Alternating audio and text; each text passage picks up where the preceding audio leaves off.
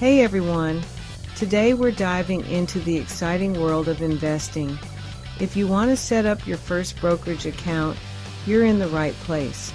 A lot of people think investing is this big, scary thing, but it doesn't have to be. It's really just about putting your money to work for you so you can build wealth over time. And the first step is opening a brokerage account. In this video, I'm going to walk you through the entire process, step by step. We'll talk about choosing the right brokerage, the different types of accounts you can open, and how to actually fund your account and start investing. Let's get started. Alright, first things first, you need to choose a brokerage platform. This is where you'll be buying and selling your investments. There are many brokerages out there, so it can feel overwhelming. Look for low fees and a user-friendly platform. Fees can eat into your returns over time. Make sure the platform is intuitive and easy to navigate. Research tools and educational resources are important. Popular brokerages include Vanguard, Fidelity, and Charles Schwab. Once you've chosen your brokerage, it's time to open your account. This is usually a pretty straightforward process that you can do entirely online. Just head over to the brokerage's website or download their app and look for a button that says something like Open an Account or Get Started. Now, you'll typically have a few different account options to choose from. If you're just starting out and want to invest in things like stocks, ETFs, or mutual funds, you'll likely want to open an individual taxable account. This is the most common type of brokerage account. If you're specifically saving for retirement, you might consider opening a retirement account, like a traditional IRA or a Roth IRA. These accounts offer some nice tax advantages, but we'll save that discussion for another video. For now, just know that you'll need to choose the type of account that best suits your needs. Alright, once you've chosen your account type, you'll need to provide some personal information. Don't worry, this is all standard stuff. They'll ask for your full name, address, social security number, date of birth, and employment information. They'll also ask for your bank account details so you can fund your account. Now, I know some people get a little squeamish about handing over all this personal information online, but trust me, legitimate brokerages use high-level security measures to protect your data. They're not going to sell your information or anything like that. It's all very safe and secure.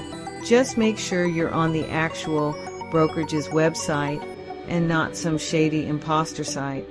Always double check the URL before you enter any sensitive information. After you've provided your information, the brokerage will need to verify your identity. This is just to comply with federal regulations and prevent fraud. They might ask you to upload a copy of your driver's license or passport, or they might be able to verify your identity electronically. Either way, it's usually a pretty quick and painless process. In some cases, you might be required to submit additional identification documents if prompted. This is usually just an extra layer of security, and it's nothing to be concerned about. The brokerage will let you know exactly what you need to provide. Just make sure you have everything ready to go so you can get your account up and running as quickly as possible. Okay, now for the exciting part, funding your account. This is where you actually get to put money into your brokerage account so you can start investing. Most brokerages make it really easy to transfer funds from a linked bank account.